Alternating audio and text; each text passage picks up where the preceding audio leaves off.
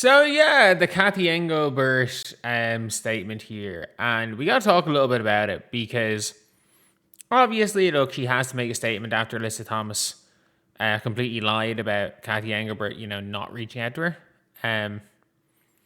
Let's be real, she kind of had to say something, but the WNBA, they condemn all forms of hate. The safety and well-being of everyone in our community is always a top priority. We are aware of AT's comments and her teammates have experienced completely unacceptable, not a representative of the WNBA community. They've been in contact with the Mercury, yada yada, but it's never Caitlin. And I think this goes both ways. I don't think Caitlin Clark and the Indiana Fever go to the league to complain about these things. Why?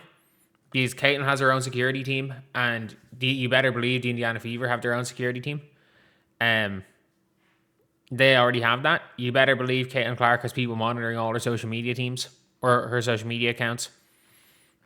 Like every step there is, every step that can be taken in order to minimize any sort of the risk of the stardom and the bullshit that comes along with being in the WNBA, you better believe Caitlin Clark is taking. Caitlin Clark is absolutely taking every precaution possible, whether it's her or whether it's her team. But from the league, from this statement, and every single time somebody gets into a little bit of a heated situation when it comes to Caitlin Clark, it's always the same. It's always the other person's the victim. Let's not forget, Dejanay's big rant, basically making Caitlin Clark speak up, was 4 days after Caitlin Clark got hip checked by Kendi Carter, and that was the start of it all. The main reason why Dejanay posted that is because Kendi Carter was getting hate for hip checking Caitlin, and Angel Reese was getting hate for after Kendi Carter hip checked Caitlin, jumped up and started celebrating. Yeah, like let's not forget that. Like again, that is one of the if there are a lot of people that have completely invalid reasons to hate Angel Reese. That's one of the valid ones. Let's be very clear. That's definitely one of the valid reasons. If there is a valid reason to dislike Angel Reese, that's definitely one of them.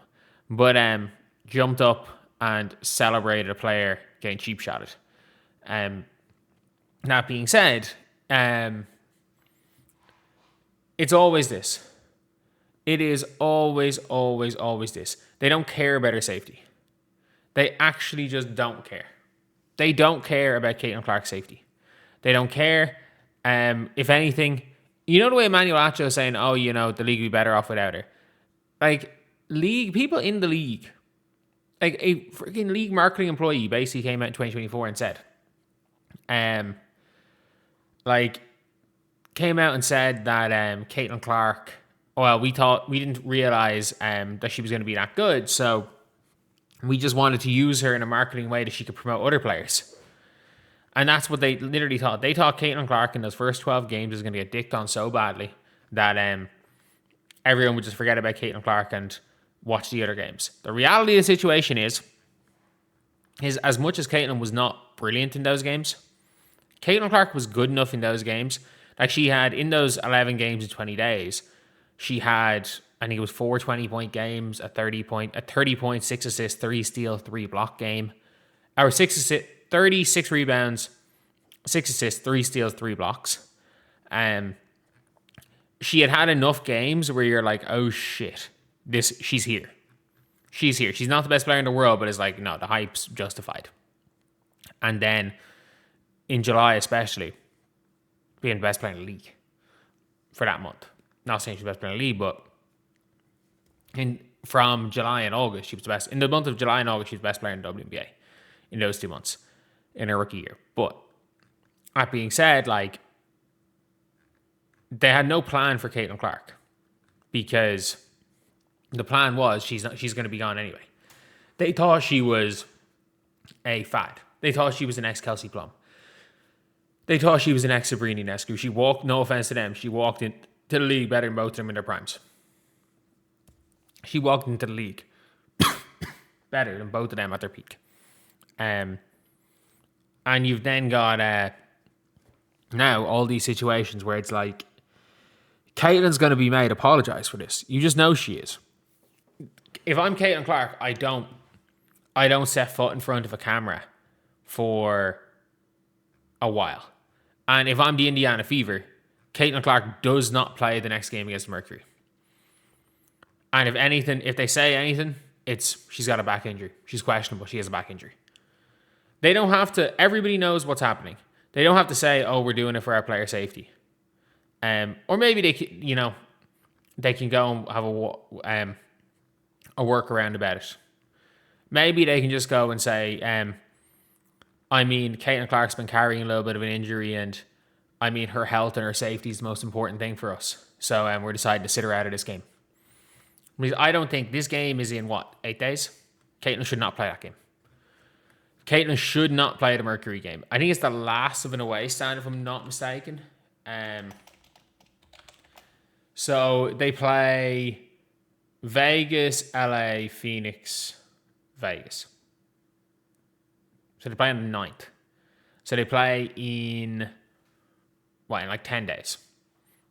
Or in 9 days. So what I would do if I was the Fever, I'm just not playing her in that game. But it comes down to it where it's like, it is one of these things that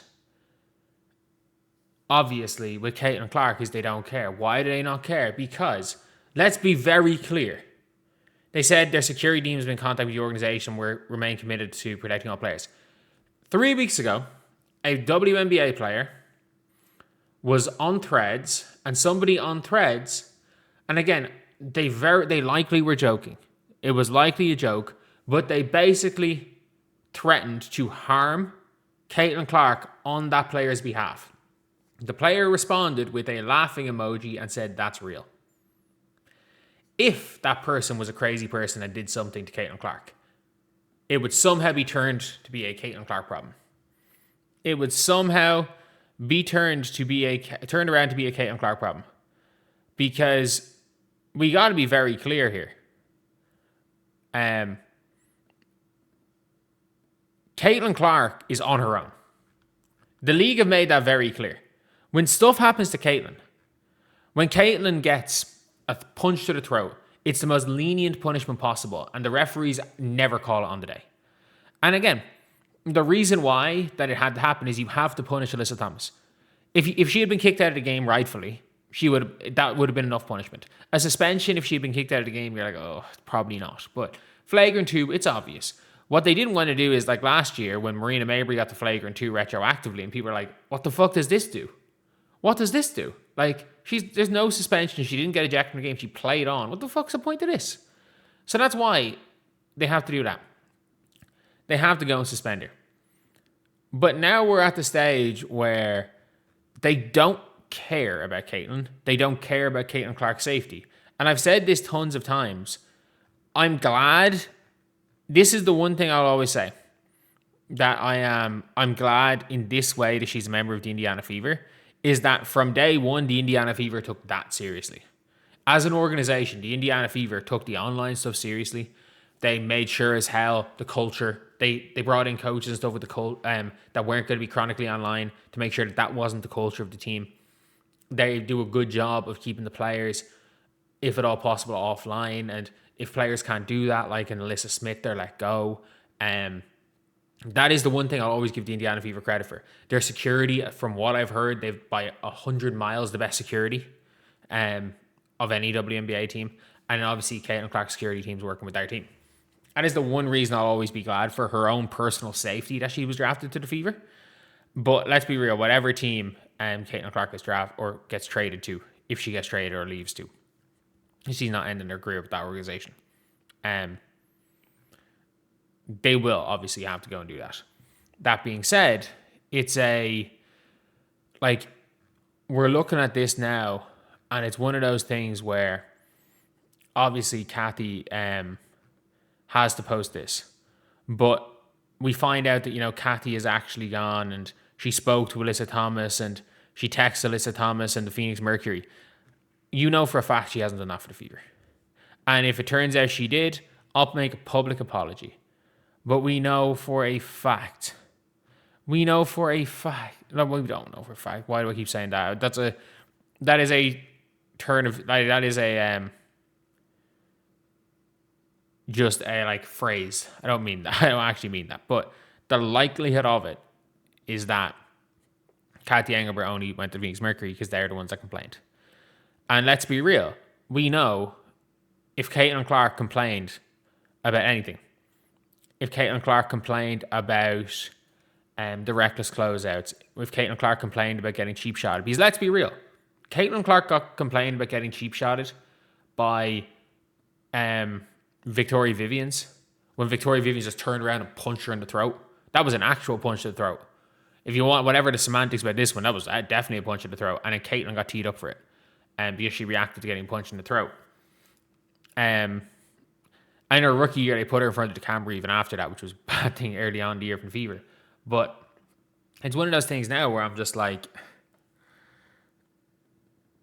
they don't like anytime Caitlin complains about anything, it's all of a sudden, oh, she's whiny, she's this, she's that, she's a diva. And then you've got some dumbasses like the Dakic guy who 2 weeks ago was saying that the Indiana Fever organization want to get rid of Caitlin, that Stephanie White hates her, and he has insider information to say that the organization believes she's a pain in the ass diva.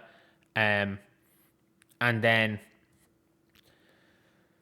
you now have him saying, oh, the league wants Caitlin Clark gone. You've got these flip-flopping people who don't have an opinion, whose opinion is whatever is going to get them the most clicks. And you know what? Game respects game, I guess. But at the end of the day, the Emmanuel Acho thing, I definitely think has some legs. That I'm pretty confident that the TV deal's locked in. People are like, oh, they can renegotiate after a couple of years. They already renegotiated. They got $900 million more than they were initially meant to get. So I would be shocked if part of that was not vetoing the right to renegotiate. Any of the quote unquote revenue, as in the jersey sales, ticket sales, and all this stuff. Ticket sales is on a team by team basis. Jersey sales, for every Caitlin Clark jersey that gets sold, let's just say it gets sold for $100 and the players make, the profit is $40 and the players I think make 80% of that profit, and there's 200 players, so of the 80 is 36 divided by 200, so you're making per jersey sold, I don't know, like $1. You're making Caitlin Clark, for every Caitlin Clark jersey sold, makes $1, but also Alyssa Thomas makes money from every Caitlin Clark jersey sold. So the way the CBA is that one player, based on league revenue, one player can't make more than a whole bunch of other players, unless I think maybe if they're a vet, but it's done by years. Like the union is, and again, it's to represent all players, but the CBA deal screws Caitlin. It screws. The Epic deal is the Epic deal maybe doesn't, but like in terms of they had to bring in the Epic deal because of the like jersey rights and everything, and player revenue and league revenue, that the players get 80% of it. And it's not net revenue, it's gross revenue. Or sorry, they get 20% gross revenue, which is the equivalent of, which they calculate as the equivalent of like 90% net revenue of the profits of the league, which gets split amongst all the players. So at the end of the day, the players essentially get 90 to 100% of the net of the profit, the league's profits. So the league couldn't give a flying fuck if Caitlin's gone, because okay, yeah, anything we profit's already going to the players. It's already going to all the players. It's not going to Caitlin. The players don't care because their money's not being affected because the TV deal is locked in. If Caitlin Clark leaves today, viewership tanks, and WNBA teams and players, because they get the TV revenue, it doesn't matter. They're going to continue to make a profit. Maybe the expansion fees won't be as high because in 11 years' time, they're going to make a lot less money. But I hate to say this, but the Caitlin Clark has done her job. Like nobody else in the league that is not like a teammate of Caitlin Clark or a hater of Caitlin Clark. Like people are like, oh, do you think Dejanay? People are like, oh, do you really think Dejanay likes what's happened for being a hater of Caitlin Clark? Dejanay got a shoe deal out of it. Dejanay hit a three in Caitlin Clark and started on defense in her rookie year. This is a game where the Fever beat the Sun. Dejanay hits a three in Caitlin Clark's face. runs down the court, instead of playing defense, runs down doing this to Caitlin Clark, and Caitlin Clark dribbles, pulls back, hits a three in her face in a loss. Dejanay like 3 or 4 times in Caitlin's rookie year ran up to her doing that. Dejanay trying to aura farm Caitlin Clark got herself a fucking shoe deal, a massive paying gig in Unrivaled, and is the reason why she's getting $600K right now. Because let's be real, Dejanay Carrington's not good enough to be paid to not play basketball. Yeah, it is what it is. But the league, the commissioner, everyone, I don't know whether it's a top-down thing. I don't know whether it's the players. But the PA, we know from the PA, anytime the PA will go to defend anyone when it's against Caitlin Clark. When anyone's pro Caitlin Clark, they gotta go.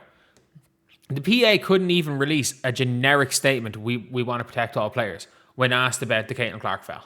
They couldn't even do that because Christine Brennan asked it in a way, basically being like, I am handing you a layup to defend Caitlin Clark. I am handing you a layup. And they said, no, we don't. Even if it's like, defend Caitlin Clark for the most obvious and most obviously defensible reason ever, or draw 4 cards. They're drawing 4 cards continuously. You keep playing that card, you're going to keep drawing 4 cards until they've eventually ran out of all cards in a game of Uno. And instead of Uno, it is... I don't speak any Spanish. I'll go Cade Mila. Good old Irish. 100,000. They suddenly have 100,000 cards rather than defend Caitlin Clark. And that's the thing. They would burn. We've all said this. There are a lot of people in the league that would rather burn down the league than have it thrive with Caitlin as a face. And I think the league, a lot of it is. Because you can't burn down the WNBA right now. You can't. And it feels like they're trying to run Caitlin Clark out of the league. Whether it's the old media, whether it's a lot of the players, the commissioner. It feels like the end goal is to run Caitlin Clark out of this league because they've already made their money from Caitlin. And you know what? I think the Fever are semi-complicit in this. Like, let's be real. The hate campaign against the Indiana Fever or against Caitlin Clark, like the Indiana Fever could have absolutely, like people are like, oh, they can like stop the statements. There are certain people they can. They absolutely can. Like they can stop Dan. Like Lynn Dunn can probably put a call into Dan Dackett to be like, look, yeah, just please don't do this for about a week. And based on a relationship, he probably would. The Indiana Fever TV or radio show that released the Caitlin Clark hit piece to try to bait Scott Agnes into it. Stephanie White didn't have to go on their show a week later. The Fever are doing nothing to stop this, by the way. They're doing nothing to stop this. I'm not saying that the Indiana Fever haven't done a good job in parts of Caitlin Clark's career, and I've said this again. In terms of her safety as an individual, I think the Fever have done a good job. But I think the Fever want to get rid of her too. I think they want to be like, what dumbass franchise? And who knows, maybe it could be a Ja Morant situation. Because let's be very clear. Ja Morant is the reason people were showing up to Grizzlies games. People showed up to Grizzlies games for Ja Morant. And I'm sorry, if you're the Indiana Fever, they're not trading Caitlin this year. But if you're the Indiana Fever, and I don't know, something comes up in a 3-team trade where you're able to route Caitlin Clark to Golden State, and Golden State are going to give Jacite and something else up, and suddenly you land pick 2. You're not going to get Juju for Caitlin. You're just not. Like, you're not going to get Juju for Caitlin. You're not getting Olivia Moss for Caitlin. You're not getting AZ for Caitlin. You're not getting Paige for Caitlin. You're not getting Awa for Caitlin. You're not getting Malonga for Caitlin. You're not getting, like, Citron for Caitlin. You're just not. But it could be a Ja situation where the value, even though Ja is the only reason anyone was going to Grizzlies games, that nobody else wanted to deal with some of the bullshit, even though zero of that's been caused by Caitlin. But yeah, look, I think they want her gone. I really do think they want her gone. I'll see you guys.